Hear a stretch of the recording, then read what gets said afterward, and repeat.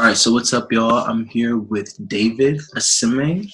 A lot of y'all may already know him from my channel, but at the same time, I feel like he's gonna have to reintroduce himself. Not that he's anything new right now, but he's kind of like gone up the ladder since since I brought him on. My name is David Asimeng. I'm an animator, illustrator, a little bit of a designer, creator of the Huemans webcomic as well as hood versions. And I just like making stories, man. I'm also known as individual on Instagram. I just like creating, quite honestly. I just like making stuff that is relatable to people, that gives them a new perspective, challenges their thinking, causes them to reflect ultimately. I think that's what I like to do, whether it's with art or outside of it. I like causing people to take a second to think about their lives and like what they can retrieve from it. And a tool I've used is actually MBTI.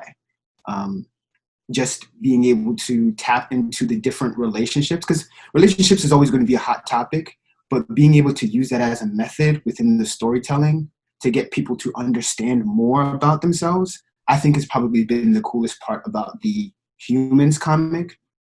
But then also reintroducing faith and repackaging it in a different kind of way that's a little bit more entertaining, a little bit more modernized for people in this day and age. And trying to get them to understand that the Bible is not like archaic, but rather it's still very relevant in their lives today. And I think I've been steadily getting better at connecting with people in those two regards. Like for me, I'm trying to reach a C.S. Lewis kind of level in which I'm all about my faith and everything, but I'm also about people. You know what I mean? So I try to approach getting people to not only be better to love one another, but then also love God in different ways. So Hood Versions is my expression of getting people to love God in a more overt way. And then Huemans is my way of getting people to empathize and relate to one another and to understand themselves in a more covert way. And I think I'm still definitely going to weave God in some way, but those are my two tools right now. And that's what I've become obsessed with. And that's why I'm rambling. David has always been working upon working upon working. So when I saw the spike in his Instagram followers, I was like, wait a minute.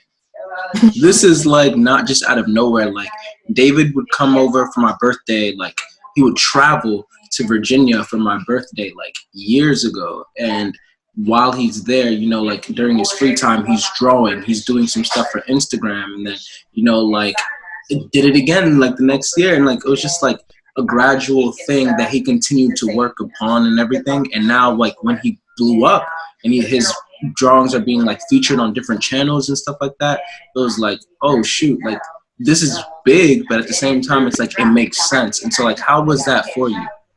Whenever you see somebody who looks successful, it's because they keep on trying, right? And I think that's something that people are afraid of, like to just try something. And for me, if I'm always thinking about the future, I'm afraid of trying and failing.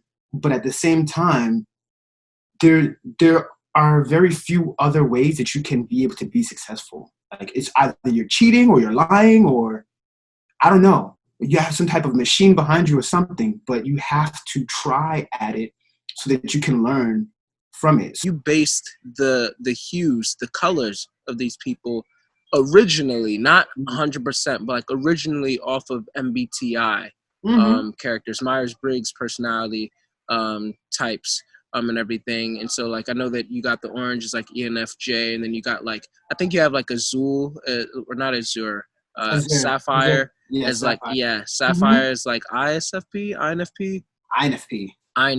yeah, stuff like that.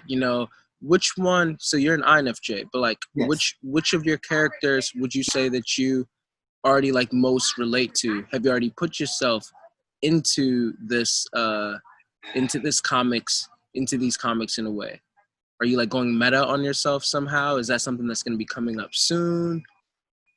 So I think men are even probably less equipped to deal with romantic relationships because they don't understand platonic relationships. So what I mean by that is like, so for example, a man is conditioned to pursue and chase whatever woman or as many women as he possibly can.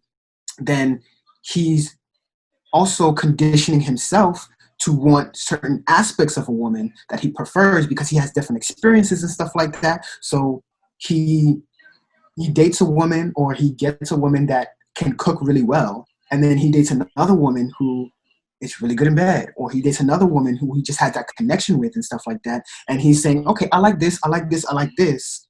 I want a woman who has all of that stuff put together.